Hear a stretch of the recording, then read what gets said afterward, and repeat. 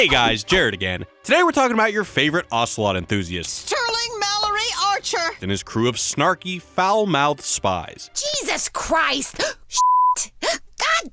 Archer has sustained 8 seasons worth of comedy with the occasional drastic reboot. So what, we form a cartel? Well, how hard could it be? So what makes Archer work? What's its secret sauce? How does watching it feel like a familiar experience even as the show takes absurd leaps that would probably kill off any other show? Archer succeeds by inverting rules, characters, and narrative tropes of the spy genre, while using sound and language gags to build a unique arsenal of humor that explores deeper character psychology. Oh, Clyde! Clyde, is that you? It's me, dear Mrs. J.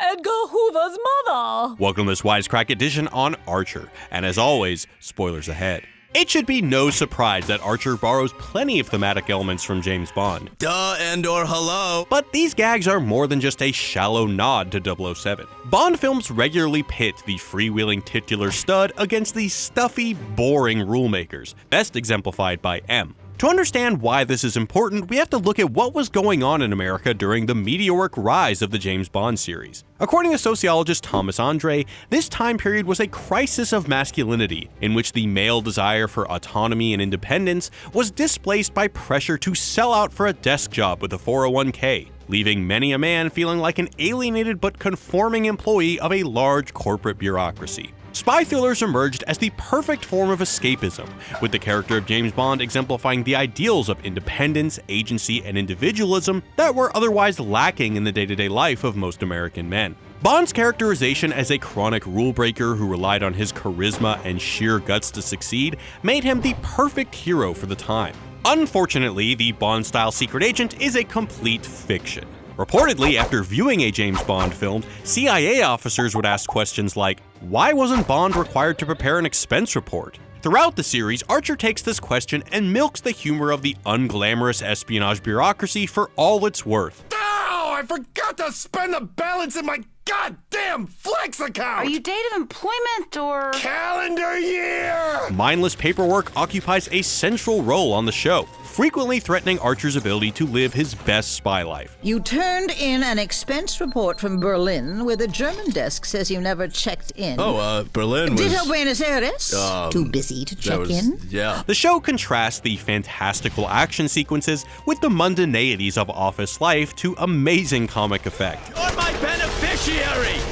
You're what? On my company life insurance! Even when Archer does escape the bureaucratic ramifications of his actions, it's only because of his boss mom Mallory's forgiveness. Later in the series, when the agency becomes a private investigation firm, Cyril is the only one eligible for a PI license. As a result, Archer has to suffer the indignity of working for the Figgis agency. While a character like Cyril prospers in the world of espionage bureaucracy, Archer's swashbuckling antics are usually counterproductive. I don't see what could possibly go wrong. And a quick note on Cyril. Whereas some might associate paper pushers like him with emasculated stooges, Cyril is instead addicted to sex Hello. and hypersexualized. I think I need a spanking. Archer is the ultimate James Bond parody, It's all about machismo. exemplifying the qualities he's best known for and then taking them to their logical, unromantic conclusion. Like Bond, Archer is wild and untamed, Painkillers! using drinking, fighting, womanizing, cars, and guns to affirm his manliness. You want to see who's a big boy? Throughout the decades, Bond films have fetishized the latest, sexiest car. Aston Martin sponsored 12 of the 24 Bond movies, usually offering promotional deals to let fanboys live out their dream of buying a Bond car. On the other hand, Archer's car is a birthday gift from his mother, presented to him as if it's his super sweet 16. Oh my god. Surprise! Adding to the adolescent feel, the car gives Archer an embarrassing erection. Oh, God, he's got an erection. Me too. The show mocks the way that Bond's hyper-masculinity was, and still is, used to sell products like cars and beer to men who want to embody the same qualities. Dodge Challenger Special Agent Edition, brought to you by Dodge. Thanks, Dodge! Glenn Cooley, for the best of times. Archer's car may be a marker of his manliness, but it's one that's on loan from Mommy, who confiscates it days later. Again, the supposed masculine power of Archer is yanked away by his more powerful mother. James Bond is one of cinema's most famous seductors. Similarly, Archer is hypersexual, constantly hiring sex workers. You owe us 100,000 baht. Right. Sleeping with every office mate. Would you please come in this dirty toilet stall and have sex with me? And propositioning every woman with a beating pulse, and some without. Could you close your eyes? I kind of feel like I'm banging taillights on a country road. Of course, while Bond's sexual prowess is legendary, Archer's is less than that. Oh, you finished all right. Yeah, maybe try Wallite? Which, by the way, makes one of us. And while Bond's sex life comes seemingly without physical consequences, Archer frequently comes down with STDs and has to pay for abortions. I have problem. I'll pay for it. Other health effects of the Bondian lifestyle are also taken to a logical extreme. While James Bond is known to enjoy his liquor, Archer's substance use is superhuman. At one point, he literally chugs germicide. His drinking appears to play at least some role in him getting the stereotypically feminine disease of breast cancer. Any history of alcoholism? You know, I mean, I drink socially, but... I didn't have breakfast. Hardly the stuff of a 00 playboy. Before Archer undergoes chemo, he has some of his sperm frozen. Later on, Lana secretly uses that sperm to become pregnant and have his baby, without his permission or even his knowledge. For the oblivious Archer, even becoming a father somehow plays out as a twisted form of emasculation. Cancer isn't the only health ramification of Archer's secret agent lifestyle. There's also tinnitus, a hearing loss caused by too many damn guns going off all the time. Either James Bond is always wearing earplugs or his creators ignored the pesky realities of inner ear damage. At one point, Archer and his crew even solidified tinnitus as the show's pet cause, attending an annual fundraiser for the American Tinnitus Association. Once again, Archer subverts the bulletproof James Bondian fantasy by dragging Archer into the bleakest realities of his mortal body. But is there something more to Archer's hearing loss? Communications scholar Ian Daw thinks so. In his essay, Archer, a Spy Parody for the Ears, Daw argues that Archer's tinnitus is more than an ongoing gag. It's actually an important aspect of the show's preoccupation with sound and language, which are both used to generate laughs and to provide deeper insights into character psychology. To prove this, Daw conducted a study in which he watched every episode of Archer's 3rd and 4th seasons and counted the number of linguistic or sound-specific references, including language jokes like puns, foreign language references, or loud gunfire followed by the high-pitched ringing of Archer's tinnitus. Daw found that such references occurred on average 10 times per episode in the 3rd season and 11 times in the 4th, which comes out to approximately once every 2 minutes. Just as mundane office politics serve as a humorous contrast to the life-threatening action sequences, the show's language jokes are often employed at the most inopportune moments. You just gotta relax and let it go in your mouth. Oh no. Frightening. Daw takes special interest in one of the show's simplest ongoing gags. Lana? Lana! What? Archer's frequent act of calling out loudly to Lana, even when she is nearby, is more than just a simple annoyance. It's reminiscent of a baby calling out for its mother, which, for Archer, probably never quite gave him the comfort he needed. I don't feel good. What the hell good are you? Essentially, Archer's increasingly louder appeals to Lana signal his inability to control his demand for attention. Eventually, other characters adopt the same gag. Pam? What? Pam? What? Pam! What?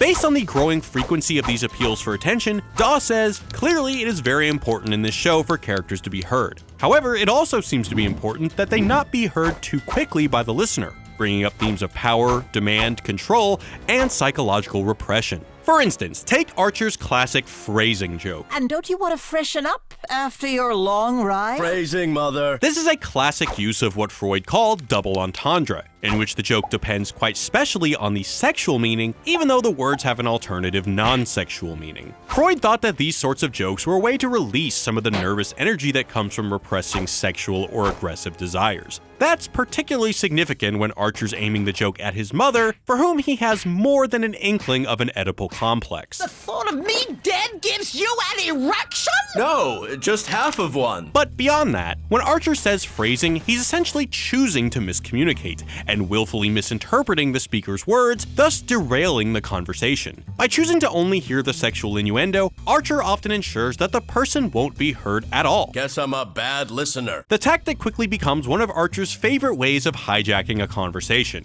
As language tends to do, phrasing spreads as the other characters start adopting it. Run thank you for coming so quickly. Phrasing first, boo! In fact, the joke eventually becomes so ubiquitous that it actually circles back and falls out of fashion, like YOLO or on fleek. Archer's anxiety over the plummeting popularity of his favorite joke only confirms how important these attention-grabbing antics are to his identity, the world's image of a perfect man reduced to a man-child. Phrasing isn't the only way to avoid hearing what a character, usually his mother, is really saying. Take the running gag about Archer's voicemail messages, which become increasingly elaborate ruses to trick his mother into thinking she's actually speaking to him. Sterling, listen very... Voicemail. As a result, Mallory has entire conversations with his pre-recorded voice before realizing she's been duped. Here, Archer is taking great pleasure in the power he's able to wield in a conversation with his mother. This voice message gag is Archer's hilarious, if juvenile, means of temporarily reclaiming some power, momentarily undermining Mallory's dominance over him. Do you mind? I'm trying to parent. Just as Archer has trouble bending to the will of ISIS's Human Resource Department, he often finds himself struggling with the rules of language. I learned that flammable and inflammable mean the same thing. Both restraints prevent Archer from living the badass spy narrative he envisions for himself. One such example occurs in the 3-part series Heart of Archness, when Archer has declared himself king of the pirates. He attempts to address his subjects through his translator/slave Noah. Okay, pirates, hey, take a knee. That won't translate. It's like last week when you said, lend me your ears, and they were like, appa! Damn it. I can't do idioms, sorry. Shut up. Archer attempts to convey his message without these idioms, but quickly finds it impossible. Wow, I never realized how much we rely on idioms. You win this round. Here, Archer chafes against the rules of language, just like he chafes against the rules of bureaucracy. But even when he's not dealing with inconvenient language gaps, Archer still has trouble expressing himself. No, Still got that stammer, huh? While James Bond is well known for his pithy one-liners, Archer is not so gifted. Well, he's certainly left with his tail between his legs. Frequently regretting his failure to come up with the perfect witty line. Wait, I got something for this. Hush puppies. Oh, damn, that's better. Again, Archer parodies Bond by turning his funny offhanded innuendos into a chore in which Archer still comes up short. Commence operation something about I rescue Lana and she begs me to take her back so then Cyril commits suicide. I swear to God I had something for this. At other times, Archer's language isolates him, particularly when he's attempting to connect with others over his favorite obscure cultural references. I would prefer not to. Bartleby the Scrivener? Anybody?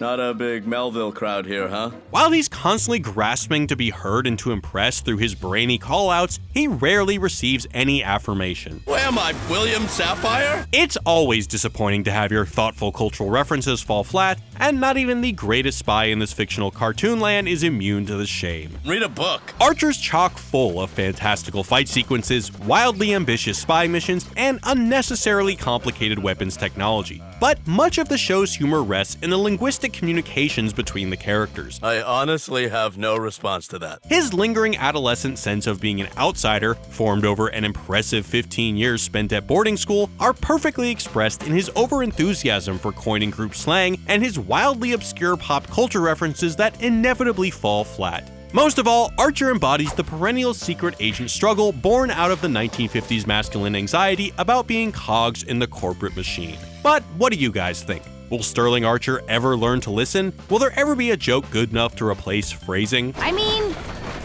yes? Let us know in the comments. And as always, thanks for watching, guys. Peace. Thanks for watching, Wisecrack. If Archer's got you itching for more great animated content, get your fix over at Verve. That's VRV. And if you act soon, you can get 30 days free to check out all the shows and channels they've got to offer. Verve is a mega service that gives you unlimited access to awesome channels like Curiosity Stream, Drama Fever, and anime favorites like Crunchyroll and Funimation, where they recently added dubbed episodes of Dragon Ball Super. Not only will you be able to instantly catch great anime like My Hero Academia, Black Clover, Boruto, and Food Wars, but you'll also be able to watch on the go without an internet connection. If you think that sounds great, Verve wants to give Wisecrack fans 30 days of free HD ad-free viewing for all 13 of their channels if you sign up before the end of December. When you order Verve Premium, you get everything. That includes Shudder, where you can get your horror fix with a bunch of scary series, as well as exclusives like Harmon Quest, Bravest Warriors, and Bee and Puppy Cat. So head over to verve.co/wisecrack or click the link in the description to get your 30 free days of Verve Premium before the offer ends this month. You can get it on your desktop, on their mobile app, Roku, PlayStation, or Xbox. Thanks to Verve for sponsoring this video. And we've got tons of great stuff on the way, including videos on Deadpool and Up, so if you haven't already, be sure to subscribe. Alright, catch y'all next time. Peace.